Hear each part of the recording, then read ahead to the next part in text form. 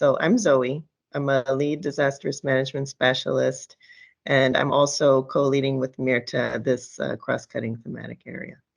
So maybe over to the room, Mirta, where you guys are, if you guys want to introduce yourselves really quickly. Yes, good morning, everyone. My name is Mirta Escobar, and as Zoe said, I'm a senior disaster risk management specialist, and I work on the inclusive DRM and gender equality. Also coming before working on projects on Latin America and the Caribbean. And just a quick note, we're going to record the meeting just because some other TAG members that were not able to join asked us for the recording. So I hope that's okay with everyone. Thank you so much. Rashmi? Thanks, Mita. Hello, everyone. My name is Rashmi Gunasekara. I'm a senior disaster risk management specialist, also at GFDRR. Like Zoe and Mita, I lead a parallel work stream and thematic area focused on disaster risk analytics. And some of the work that we'll be talking about relates to the collaboration between the two thematic areas. Yeah. Good morning, everyone. My name is Diana Cubas. I also work in GFDRR with the Inclusive DRM team and the Analytics team. I think Joanna and Harriet are connected as well. No? So. Yep, maybe I'll go who I see on the screen, Ariola and then Christina. Sure.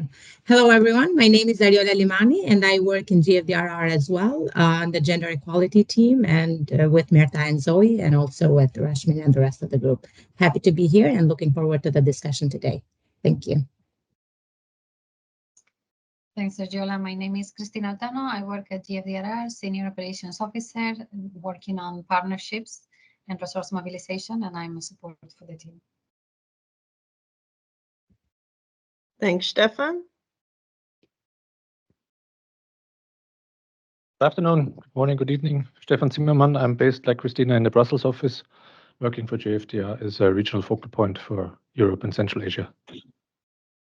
Great. And then Johanna and Harriet, please.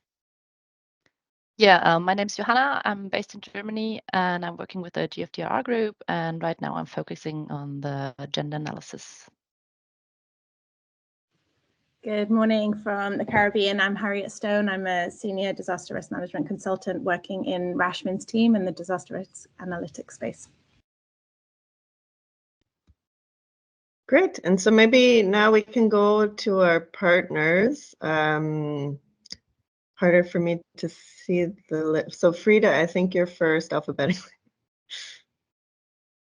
Okay, thank you. Well, hello, everyone. I'm Frida Rode. I'm representing the Swedish Development Agency. I work there as a program specialist on climate adaptation and DRR.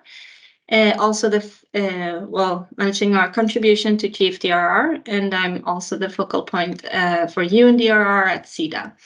So, and I'm really happy to join this meeting. So gender equality is a priority for Sweden and for SIDA, and we've had this as a dialogue, ongoing dialogue and ongoing priority for a long time, and been active in this area within all our thematic areas. But I think I'm really happy to see the progress that GFDRR has made and really the steps forward, sort of taking a lead also in this area. So very interested in hearing the discussions today.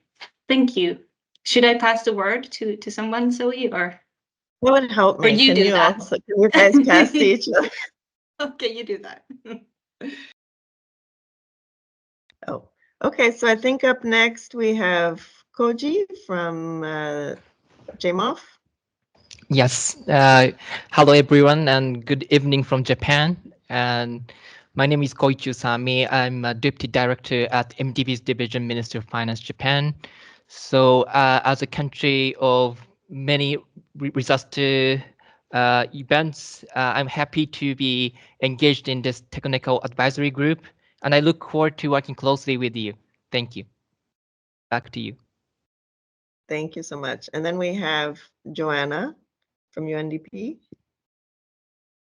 Hi, everyone. My name is Joanna Sampainho. I'm a disaster recovery specialist with UNDP Global Team for Disaster Risk Reduction and Recovery, and I've been involved in several PDNAs and BDNA trainings, and very interested in participating in this discussion today as well. Nice to meet you. Thanks. And Catherine. Hello, everyone. I'm Katharina Lotzen. I work with GIZ and I advise the German Federal Ministry for Economic Cooperation and Development on disaster risk management. Happy to join. Thanks. Nice to see you. And Matthias? Yes, good day, everybody. My name is Matthias Bachmann. I'm with the Swiss Agency for Development and Cooperation in the team working on climate change, disaster risk reduction, and environment, and happy to join this conversation today. Great, thanks. Rahel.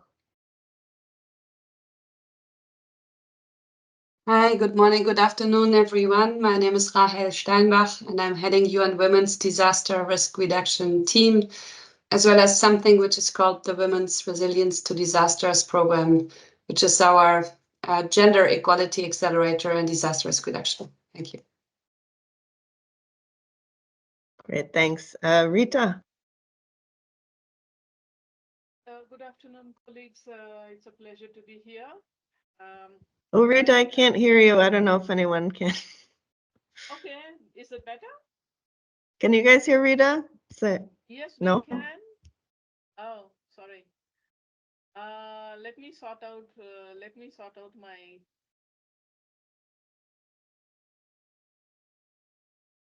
Maybe while we wait for you, Rita, we have one more. It looks like we have one more person from Japan, but I can't see the name on the screen. If you want to come in and say hi.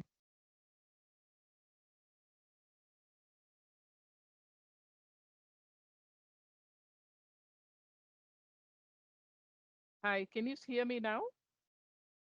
So this is Rita. Yes, now it's working. Okay, good afternoon, colleagues. Thanks a lot for inviting me to this meeting. I'm Rita. I work as the recovery advisor in UNDP. I'm very excited to be part of this discussion along with the rest of the team, UN Women, GFDRR colleagues. Thank you. Great. Thank you. So did we miss anybody? If we did, please come in. Otherwise, we can get started.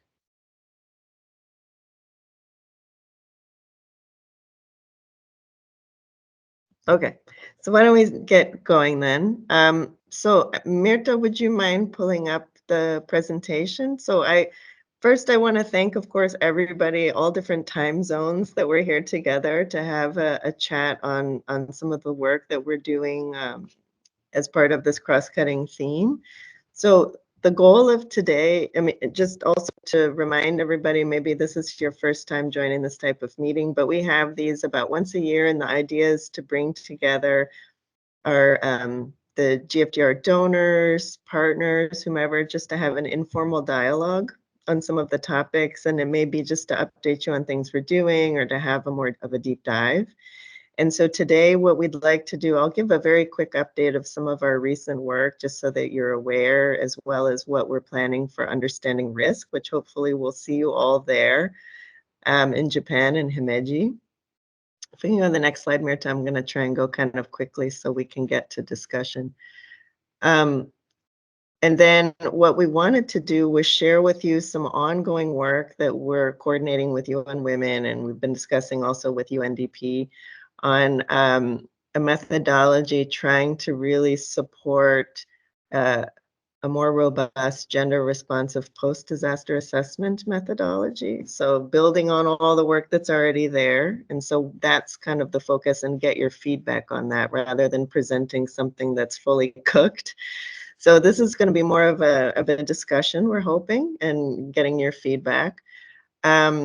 Yeah, so that's what we'll do, and then we'll go through the next steps. So very quickly, this is the plan for today's discussion. So if everybody can mute, please, because I'm getting a bit of an echo. If we can go to the next slide. So I just wanted to give a few quick highlights, and I know for some of you, for the last Partnership Council meeting, we had sent a brief update, but this is just a snapshot of some of the key activities we're working on this fiscal year. And so what we've been trying to do is, you see Rashman and many colleagues are here from the analytics team. So what we're also trying to do is work not only across groups within the bank, working on gender equality and inclusive elements of disaster risk management, but even, of course, within our own team, trying to leverage tools that teams are building. So one is with, the first quickly is on building accessibility with the building regulations for resilience team and trying to get universal accessibility, working more on the disability element of that for counterparts and practitioners when they're working on building regulations. We've also been working with the Safer Schools and Resilient Infrastructure teams, and there we have a set of entry points and best practices looking across infrastructure sectors and with safe schools. And we're also working on emergency preparedness and response to ensure that all groups are able to prepare and respond, including, we've been doing quite a bit on the early warning side. But on this as well, I think it's important because now you may have seen that the World Bank also is scaling up. We have now a crisis preparedness and response toolkit that's working to provide technical assistance, but also financing to help countries be better prepared in the event of a disaster. So this inclusive element we feel will be especially important. And then also a bit of work on community-led adaptation to climate change. And Frida, I think this was something you had raised at our last PC. So looking through developing case studies and good practices there. And then we're doing quite a bit of work on continuing on capacity building and knowledge sharing. Many e-learning courses. We have 2 e-learning courses we're launching this year, and the inclusive early warning systems was launched already in September. So upcoming is gender-based violence in emergency situations, and the nature-based solutions work that we had done. Now we're going to be doing an e-learning course, as well as an in-person training modules on GBV and emergency context to be rolled out. And then our gender methodology training. If we go to next slide. Sorry, guys, I'm going really fast so we can get to the main part. And then just also very quickly, we've been doing quite a bit more. While we still, of course, work on knowledge and tools and learning, we're doing more hands-on support, and that's been the goal across teams, and also more with operational teams. So this is sort of 4 categories of the type of work and just a flavor of some of the countries and programs we've been supporting through either peer review, where we give teams guidance officially through meetings in front of country directors and others. Also working on CAT DDOs, so the development policy loans, to make sure that those are more inclusive. And then more hands-on technical guidance on aspects depending on what the need is. So for example, the Philippines Safer Schools is making sure that those are accessible. Also looking at gender-based violence and things within these programs. And this is specifically for a project being prepared in the Philippines. And then on technical inputs, we've been working a lot with Rashman and his team. So today we're going to talk more about integrating into post-disaster needs assessments, but of course there's also the GRADE, which is a different approach. It's looking also at damage and loss, but very different approach in terms of satellite imagery, remote sensing, and how to include elements of gender and social inclusion, even in the absence of very much data. Next slide. So just also a pitch to you all for whomever hopefully will be with us at Understanding Risk in Himeji. We wanted to share with you very quickly. These are the 3 key sessions that we will be participating in others, but these are the ones we're helping to organize. So we have one on addressing gender-based violence and disaster risk management programs, which will be on June 18th. A second on disability inclusive DRM on the 19th, and then we're working with the early warning team for their focus day on the 21st. And I know people who may be coming to the PC may be traveling during some of this, but we're doing our best to try and align when some of our donors would be able to join. So just to let you know, this is the plan, and if you're interested in participating or even having a more active role, please let me know. And with this, I think we can take some questions at the end. If it's okay with you guys, we can just keep kind of going along so that we can get to the more exciting, not that that wasn't exciting, but to the very exciting part, which is the explanation of the work that that we've been doing in coordination with UN Women and UNDP. So I'm going to now hand it over to Mirta. Mirta, if you want to give a little quick overview, that would be great. Thank you. So, and also, like, if there's any questions or any information that you want to raise in the chat, we're monitoring that, and you can also like quickly answer any questions or any information that you need. That will be easier. Next one, please. So on this section of the tab, what we will be discussing, and this is just, I'm sorry, there is a lot of text and a lot of information, but basically we just want to frame a little bit of the discussion that we will have over the next half of the meeting. And basically, we want to focus, as Zoe mentioned, we're working on a lot of different fronts, but this is one issue that came from a lot of the practitioners we were working on with some of the TAG members, I think, also in previous meetings, and is the work that we've been closely coordinating with UN Women and UNDP. So basically what we're trying to do is focusing on what we can do to improve the inclusion of gender consideration in damage loss and needs assessments, as well as recovery plans and strategies. So the way that we structure the work is that there was a part on which we were looking at what were the resources, the tools, everything that was already available. And what we realized is like, yes, there is a lot of information, but there was a little bit of an additional need of how we could use those more efficiently.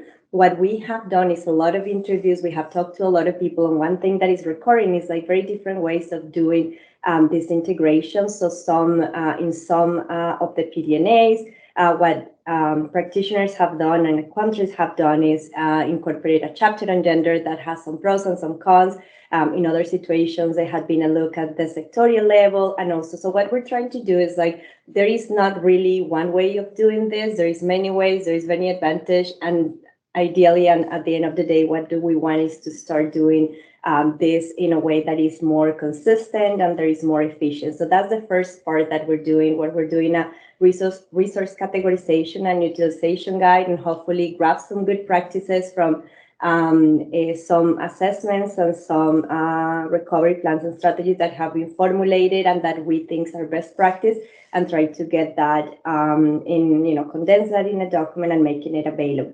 And then what we did next is like, okay, so this is what we have, this is the resources that are available, but then are there any gaps in which we can work together and we can produce some different additional approaches, tools, information that can be useful. So the one area that we're focusing on is in the quantification of gender needs. That's an area that we realize, yes, we have an added value. That's something that we can work on together. And this is where we partner with our colleagues external from UNDP and Women, and internal with the analytics team that is here with us today. So basically, what we were trying to do is to develop this methodology that would allow us to do some very specific analysis on post-disaster scenarios that will provide us with that information that will enable not only to quantify the needs, but also to have baseline information to add a little bit more of data that what we have realized is missing. And this is what we've been hearing as well from the discussions that we have had with many of the people that work on this.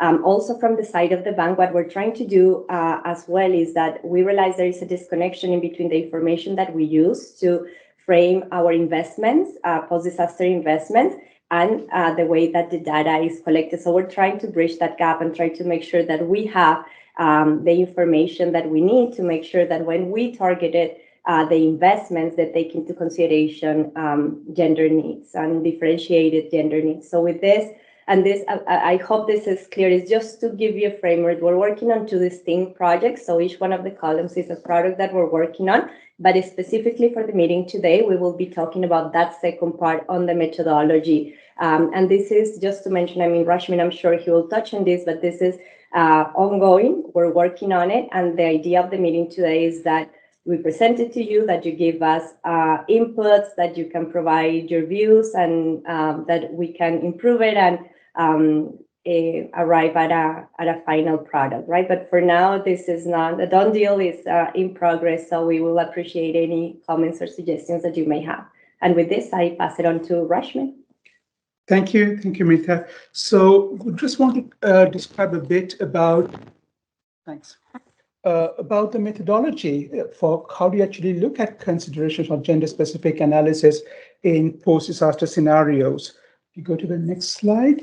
So the particular problem that we see is, one, there is the PDNA gender methodology, and I would really like to acknowledge that we are kind of building on the work of UN Women and UNDP and others in advancing and development of the methodology, etc. But we see there's a gap in terms of reality, where the most PDNAs up till recently actually didn't actually have much sex, age, or disability disaggregated data.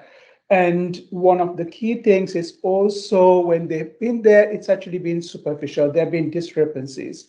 But what we also then need to look at is where many impacts of women are clearly missing. How do you actually highlight that? And the other problem has been the reports often lack that gender equality perspective as well. So how can we bridge this gap between the PDNA guidelines and the applied reality of it as well? If we go to the next slide. So therefore, the objective of the methodology is really to improve the understanding of the gender impacts, the recovery needs, and the cost estimates after disaster. So what we are really trying to do here is introduce perhaps a more detailed approach on the gender-specific analysis in the post-disaster scenarios. And my colleague Joanna will quickly kind of explain how and some of the preliminary results that we have been doing on that. What is actually innovative about this is that we are now developing an interactive database that highlights these gender impacts and needs by disaster event, by disaster type, or by country. If we go to the next slide.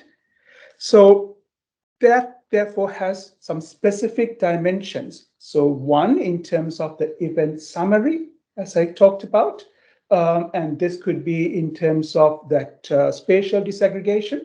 It could be also in terms of that gender impacts as well, looking at how the impacts of disaster are actually our women are mentioned in the report, and how can you match the standardization impacts that look at the quantification as opposed to just from a comparison perspective as well.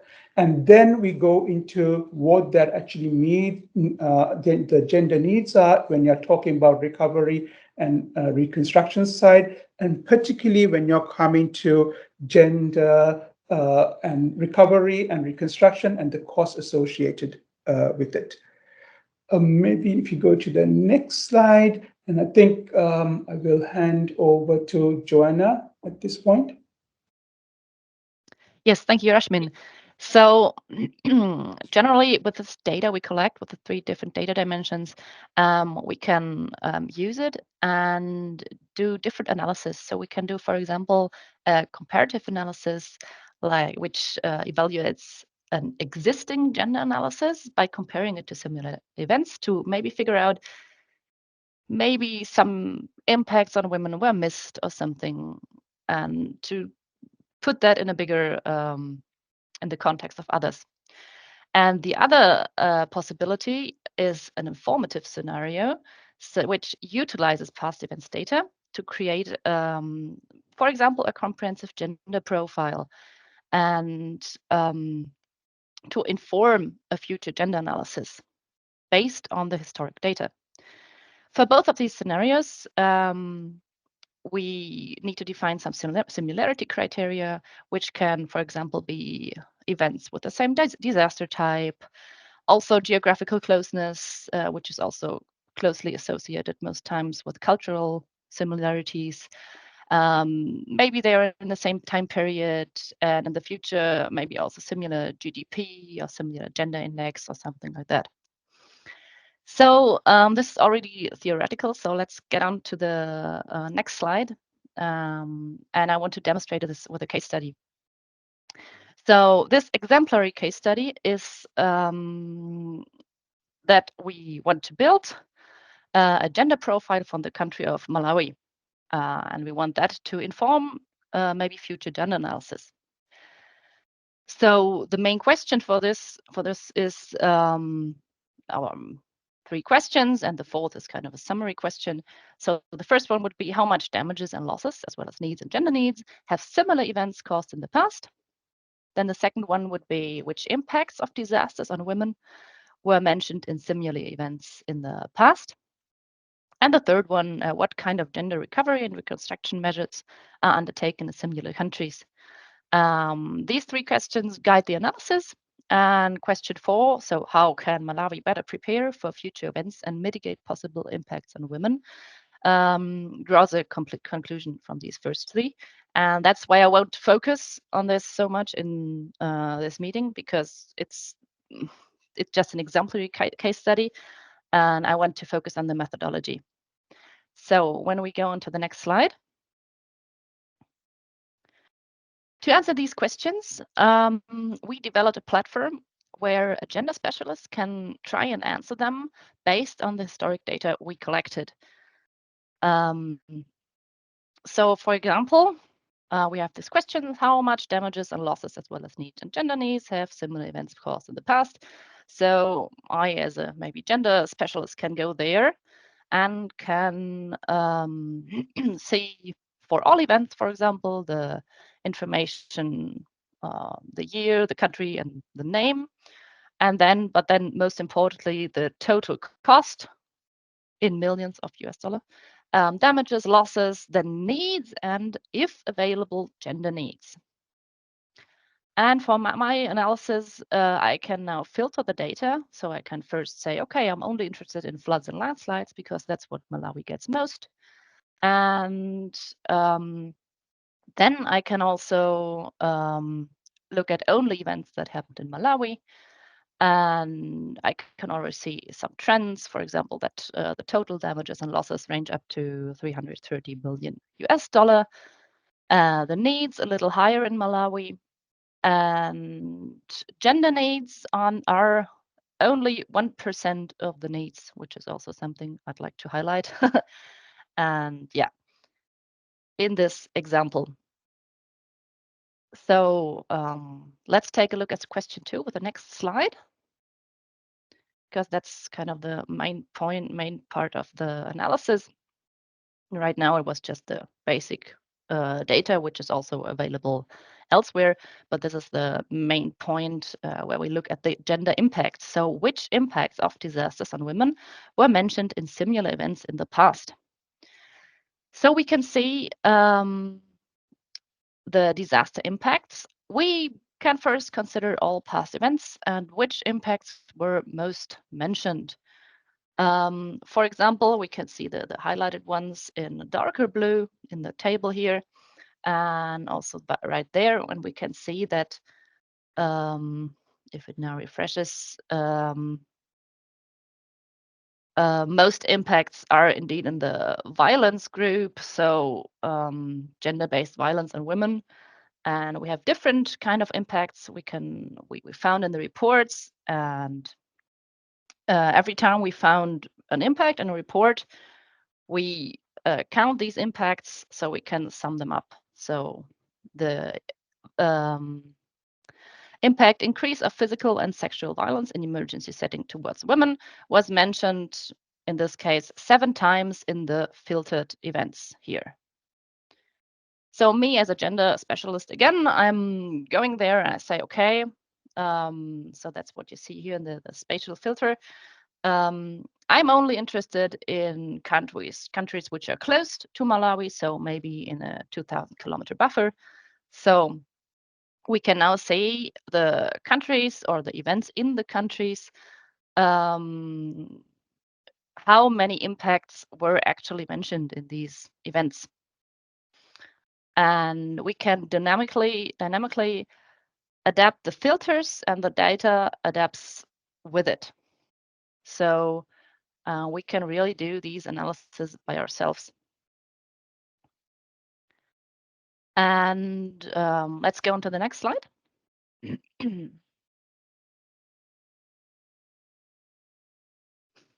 Yeah, and we are then interested in how many impacts other events actually mentioned in total, and how has this developed over time.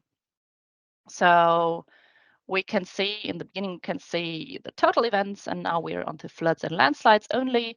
And we can see that most impacts were actually mentioned in Myanmar in a PDNA for the 2015 floods and landslides in Myanmar. And we can see also down in the graph below that the impacts are, I would say, increasing over time. And also, considering only events in Malawi, the impacts are getting more.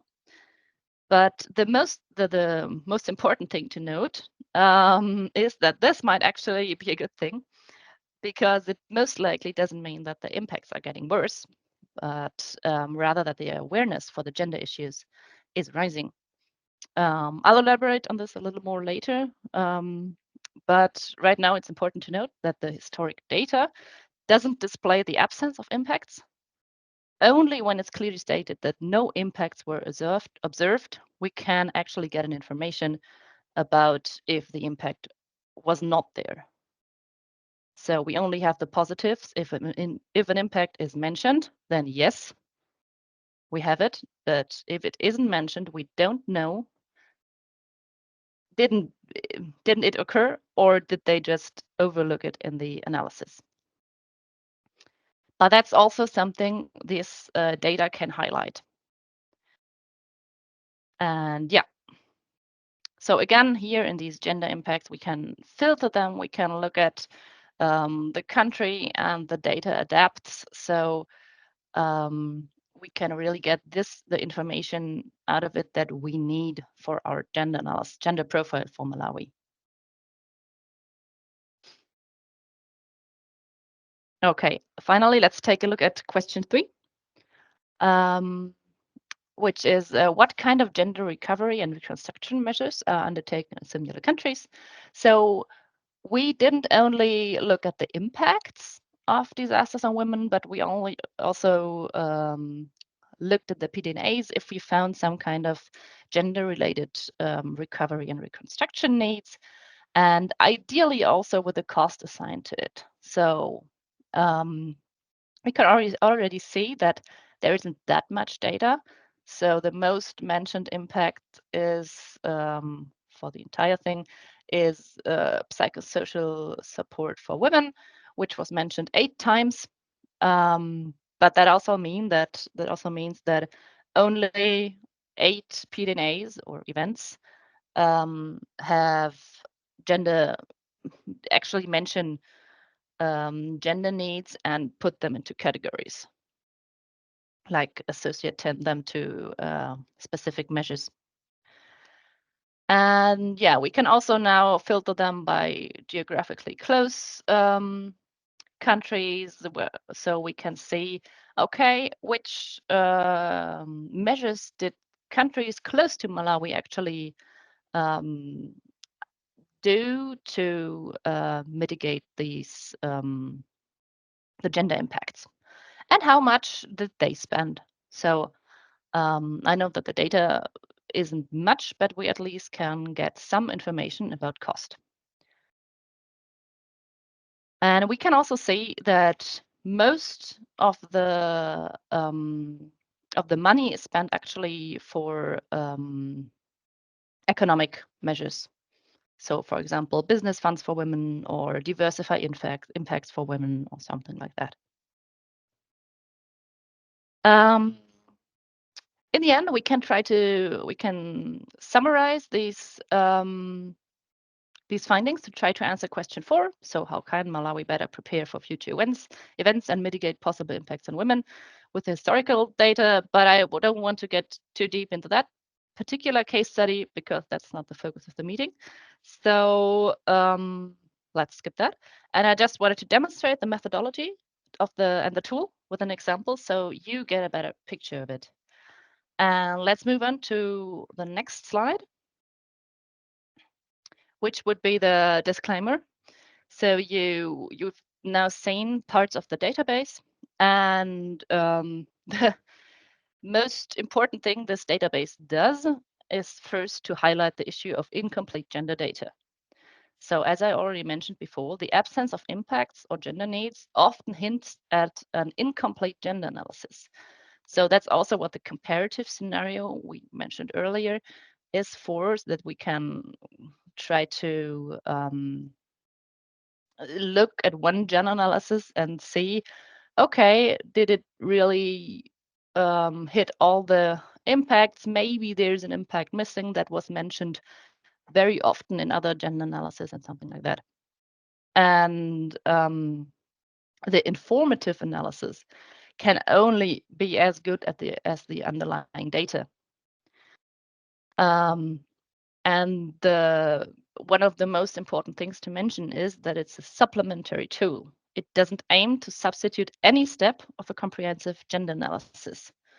So it's just supposed to help and guide and maybe and improve the gender analysis. And also it's a work in progress. So right now it only includes events from 2010 to 2020, and it's not exhaustive. So the work is ongoing to add data, right now it's only PDNAs. We want to include other reports. We want to include more years and different data in there.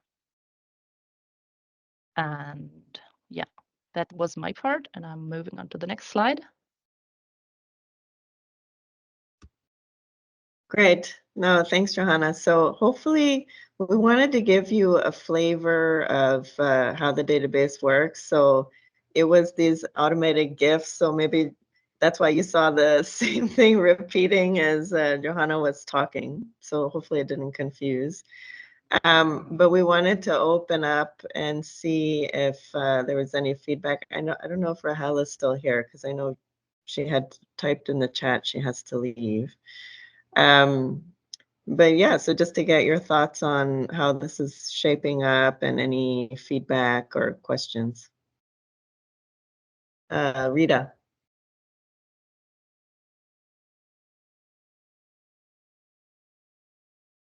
Mute. I am on mute. Okay. So I think very happy to see this analysis that has been undertaken.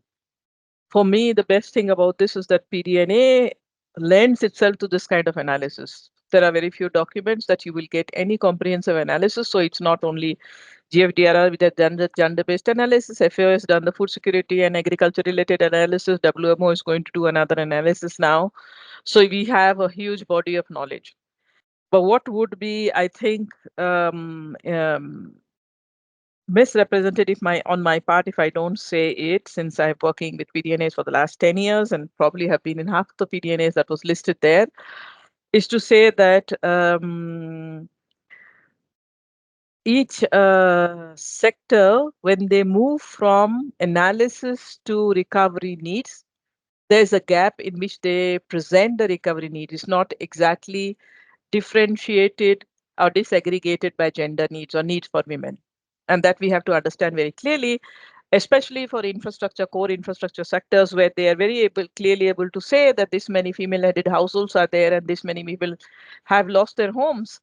But when they write the recovery needs, they don't necessarily say, this many women will be given housing. So you will never see that in housing. You will never see that in many of the sector chapters in water and sanitation. You won't see that in many other sector chapters. So either 1%, 2% would be a gross underrepresentation to me.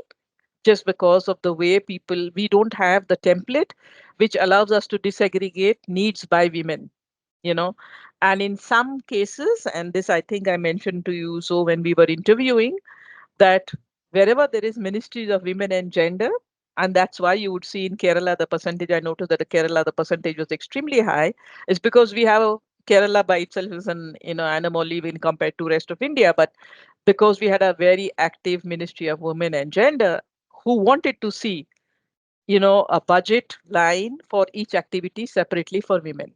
And this is something that we have to improve in the way we do PDNAs. And so that would be a much more true reflection than to say 1% and 2%, because for me, that's kind of gives a completely different impression right now. The second point I think I wanted to make is I'm not sure how you would compare Malawi with any countries, even if it is geographically nearby. It makes no sense. Mozambique is next to Malawi, and so is Madagascar, very close by. The comparison in these four categories that you mentioned of comparison would not be equal if you don't compare it to an economy of that size and scale, because resources for recovery needs come from the come from the economy of the country, right? And if the economy it's a very low low income country already, it's not unfair to make a comparison with a country that is, even if it is in the same region, so there is no comparison. That comparison should be, I think, probably thought through a little bit. Then I see about voice, the categories that you put in: voice and agency, knowledge, health, and violence. I was wondering how you picked out those categorizations, because why is health separate? Why is not education, which is also one area where we have very strong, very strong, how do I say, a representation of women's needs or girls' needs, or girls and boys, even the whole gender aspect there. And what about social protection and things like that? So I just wanted to see how you have used those categories, and how do you draw them from the PDNA when we don't use those words voice and agency at all? We don't have something separate and all. So how do you derive information to put into these four categories? I don't want to take too much time, because I know Rahel is leading and she would have inputs to this process, because we've been discussing a lot about this, and I'd like to defer now to Rahel before I come back again, perhaps with a larger set of questions beyond this particular presentation. Thank you.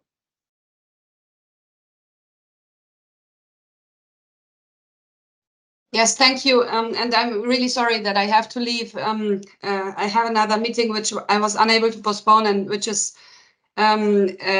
equally important. So sorry for that. But just a few points. So first of all, Rita already said in many ways what my contributions also were. So that's good. We are aligned. I do want to say, when it comes to, and I know we said it in discussions before, but due to the lack of gender data that we have when it comes to past events, I think we should be really careful when it comes to utilizing past events to create comprehensive gender profiles. I don't think we are there yet, and I think we discussed it a year ago, and I know one of the reasons why we are meeting and working on this is to tackle exactly this point. But just wanted to say how careful we have to be on this one. As you know, we are working with the UN system, the EU, and also with the World Bank to update the PDNA methodology. And we had a workshop last week. The World Bank didn't attend, but the others were all there. And I just wish Zoe and her team would have been there, or someone else really representing the World Bank as well. And the reason why I'm mentioning this is because as we work on these methodologies, whether it is improving the PDNA methodology on many fronts, including the gender aspects, or coming up with this methodology, gender responsive post-disaster methodology, not necessarily looking at needs, right? I think we need to be really aligned. And also ideally as coherent and consistent as possible, because in the end, our clients are often the same countries, even sometimes the same people. And the more coherent and consistent we can be, the easier we make it for everyone, including ourselves. So I think this is really, really critical. And from a gender perspective, I think most of the elephants in the room will be the same ones. For instance, how to assess and cost unpaid care and domestic work, right? Or the increase of gender-based violence. I mean, it's the same issues that we will be coming across in many ways. So to have consistency on this one is important. The database, I just wanted to say, I'm really looking forward for it to be online. Rita already mentioned that I think we need to look into maybe some additional elements in this database. The gender aspects included in the sectors. Is that something? I mean, that are not yet included? The 3%. I think that's, if I understand correctly, that's the gender needs that are specifically mentioned and costed, right? So are we indeed ignoring certain other gender elements that are in the PDNAs? I can't say that, but I can certainly say whenever because I've been mentioning the database and also the percentages, I hear a lot that this cannot be true. I wouldn't be surprised if it was true. That the percentages in terms of budgets allocated specifically to gender are even lower than we think, than many of us think, so around 3%. But this is really important so that the database itself, when it's out, is not being questioned. And that would mean also, and I'm sure you have thought of that, but really explaining how you get to calculating these gender needs and maybe what is not contained in the gender needs on your website, wherever you're going to put that database. But this is also, I think this database is also going to help address one of the points that you mentioned in terms of that we are still not yet getting the full picture of gender dimensions of disasters. And I'm certain once it's out there and publicly available and known and used, we are going to start really grasping more and more of the gender realities. So that's what I wanted to say. I also wanted to say, so last point is when it comes to partnerships. So really, I'm very happy to be involved also as key informants, and also thankful for the role to speak at the Understanding Risk Conference. But whatever else we can do to be stronger in our partnership, I'm really looking forward to that. And of course, this meeting is part of continuing this excellent partnership. So thank you so much. No, thank you, Rahel. Sorry, I have to go, Rahel and Rita. So I think, look, the point of this work is to start with something where we're looking across and trying to consolidate data. It's the best we have right now, and of course, there's room for improvement, and that's why we had disclaimers on the data. But I think the point is to try and look across and have a consolidated database that people can use, and it's one of many tools, to look across different post-disaster assessments and see what has been said in those documents and what has been quantified. And of course, you can say what hasn't been quantified. But right now, there's an absence of this, so we don't have this. And so that's what we're trying to add to the picture, and we've been discussing this, and it's not perfect, and nobody's trying to claim that. So that's why we're meeting, to have a better understanding of the bigger picture and the needs. But anyway, maybe we can open it up for other comments and questions. I think there was a hand raised from, bye Rahel, thank you. I think there was a hand raised from Japan. Yes, thank you for the presentation and explanations. So I'm not the gender expert, but I'm an economist. So from that point of view, I very appreciate this kind of analytical tool, and it's better than nothing, of course. And although I understand the limitations of the underlying data, this is going to be a first step for data-driven analysis. For that point of view, I suggest two things. So first, I'm wondering if you could combine this PDNA data with other research data or any national governmental reports or anything. So first, there will be much research about the gender analysis of the post-disaster management. For instance, whether women are more subject to the disasters, whether they are more prone to the mental disorder in the shelters. So I'm wondering if such kind of data could be incorporated. The second thing is the national data. So I think each government has any experiences that has not been yet incorporated in PDNA. And I'm wondering if such data could be incorporated, although these ideas depend on the cost and benefit analysis, but if it is easier to be access to such data, and if it could be combined, it would be another, it would be might be beneficial to bump up the data and more comprehensive. Thank you. Thank you so much. Maybe the team can reflect on some of these, and if others have questions, we can take one more round. So Rita, just hold on, please. Sure. No, thank you so much, colleagues. This is really very useful, and thank you so much for the feedback. On the last question, yes, I think it is possible to, for example, look at the census data, what actually that actually says, but also the household data sets. Rita, you may recall when we did the Afghanistan, the GRED report, we were able to connect it with some of the household survey data that actually was actually available, that looked at the impact on female-headed households, after the earthquake last year. So yes, we can actually combine some of the data when it's actually available, but I think we can also look beyond the PDNA to look at what other data sources are there to see how it could actually be linked up as well. In terms of in Rahel's question, yes, completely agree. I think that there is a lot we can actually do, and we need to be very careful on how we present the caveats, right? And on the specific limitations of that, and saying, okay, this is what the current data actually represents. That itself is a story.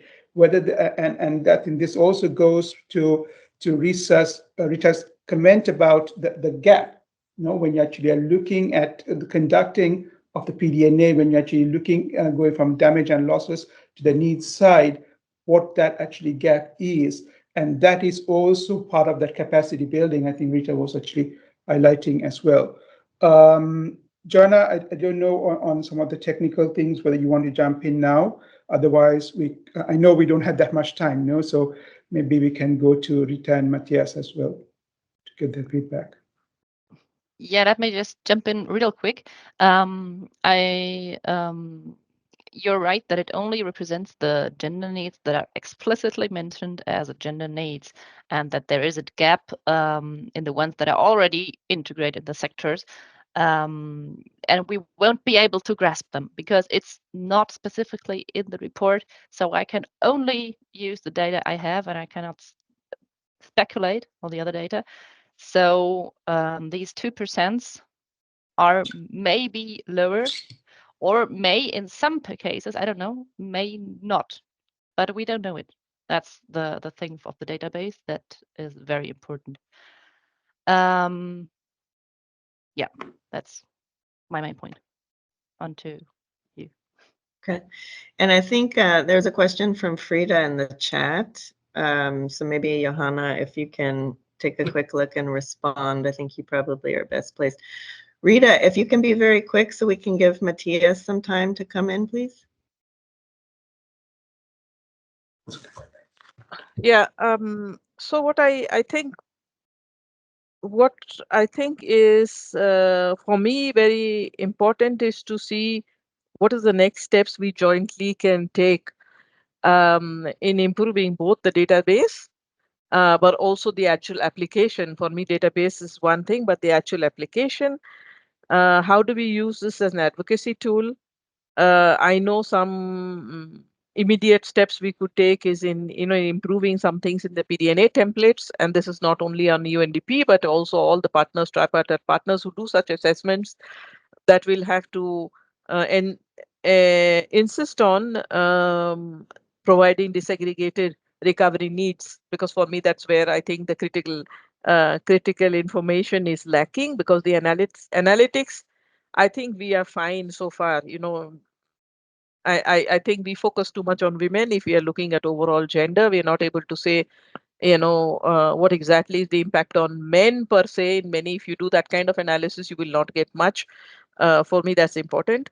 And then there is, of course, how do we envisage government's engagement in all of this? For me, that is very critical, because the onus should not be on us.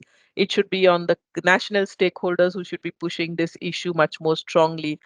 And we know how much uphill battle it is, even when we have gender specialists trying to work together within our own teams, advocating for this issue. Imagine how it is within the government, where it must be even more difficult there. So I just wanted to know in next steps, what are we planning together? I think that will be something that I would like to get out of this conversation.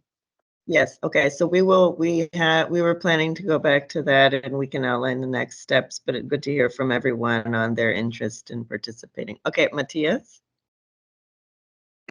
Yes, thanks. So in the interest of time, I can be very short. Actually, Rita just asked the question I wanted to ask about, how do we put this valuable instrument to productive use, and how will you support specifically governments and the disaster authorities in government to apply such a tool? Thank you. Great. Okay. So, Frida, do you want to come in real quick? Sorry about that. Yeah, just really quick. I think this is so interesting. So thank you so much. You seem to be in a good way moving forward. I hope you can still hear me. I think I froze. Okay. Just a bit of maybe it's been said between the lines, but maybe just really careful thinking through the risks of the analysis, since we all understand there are data missing and there are data entry points missing, and it's difficult. So just analyzing the risks and trying to mitigate them, so that when we do put this out, which I think will be very useful, also always have your own disclaimer in mind, and that the country is using it, also have that, and really try to mitigate that risk as much as possible, so that we don't go the wrong directions with useful data, but analysis that could be leading the wrong way. So that was just a little word of caution, maybe. Thank you. Yeah, no, and I think that point has been raised by pretty much everybody, and that's something that we've also been considering, of course. And I think one part was, trying to develop this database, consolidate the data, and you don't have to sort. I think there was a question or maybe Rita, you said it doesn't make sense to compare countries. I mean, you don't have to do that. I mean, the database is what it is, but I think what, Frida, your point is the guidance. So really writing up to go with. So let's say it's you or Matthias is on, Matthias, you're in Afghanistan and you're doing an assessment and you get this tool. So you need something written to explain to you what exactly this is. How can you use it? What can you not use it for? What are the limitations? Or for a government official or anybody who's going to access this. So I think that's what we're also working on to develop, and it's very important. So yes, definitely. And I don't know if the team wants to say any last points before we go to next steps. You guys, I think we tried to cram in a lot of content here in 1 hour, but I think we did a pretty good job and we're almost done. So if you have a little bit of patience, especially Japan, I'm sorry it's so late for you, but we can wrap up. But maybe if the team has any last questions or points to add before we go to next steps.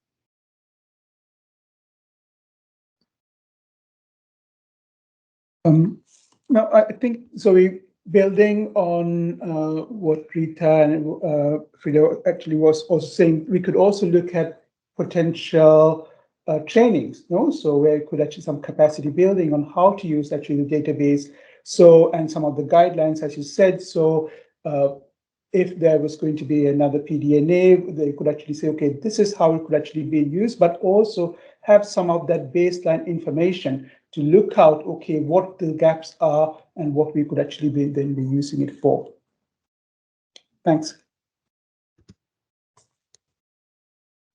Yes, no, I think that's a great idea. And I think we have to do that. So Rita, what I would say in our discussions also with Rahel, this is something to consider, and especially in terms of even if we try and go beyond PDNAs, as Johanna was saying, and add additional data, I do think that that's a good entry point with the different partners working on PDNAs to try and, roll it out at least that way with very careful guidance on the applicability and the limitations.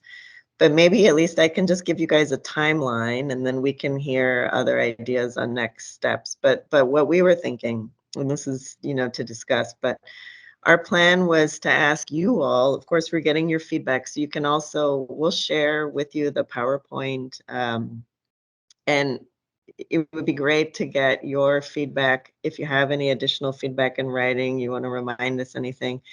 And if you have any other data, thanks, I forgot we had a slide on this.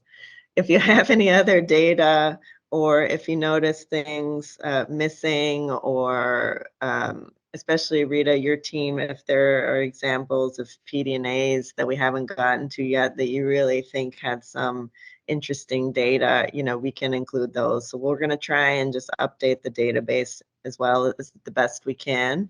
And then we're also working on the methodology, so explaining how and the methodology, explaining the methodology of how this is developed, as well as this, I think this guidance, what we were talking about, basically the limitations and what you can and can't do with the database as it is. And so we would do a review, and we may ask some of you to be part of this review before the end of June. And then the goal is to try and finalize this work by September, and then have a plan. And this is also something maybe we can meet again and think through a bit of having a plan of the launch. What do we mean by launch and the rollout of training? But the idea is really to have this be externally available. So that's another part that's taken kind of a lot of time with our team and our IT, how to host this and what the actual database, when it goes out to the world, will look like, because the tool that Johanna has been using isn't going to be the same. So there's the whole interface, making it user-friendly, easy to understand. So we're working on all of these things in parallel. But so these are basically this is our timeline. It may take a bit long. It's going to depend on, various things like how much data, if we get a lot more data, or the comments, or we can continue tweaking, we can pilot the database and sort of test it out. So yeah, let us know what you guys think, and we can go from there. And yes, Frida, I see your comment on the on the action plan, the gender action plan. So yes, definitely. And that's also why we've been working closely with coordinating with UN Women on this. So does it sound okay? I mean, you can also, if you have to go, we can also discuss by email, and you can send us feedback. But we just really we're excited to share something with you that, to get your feedback, and we think it's pretty neat. We think it's going to be a useful tool, not perfect, as we said, but we really value your feedback, and we wanted to make this more of a joint sort of team effort, team GFDRR, all of us together contributing. So what we'll do is share also we have the video for TAG members who couldn't join.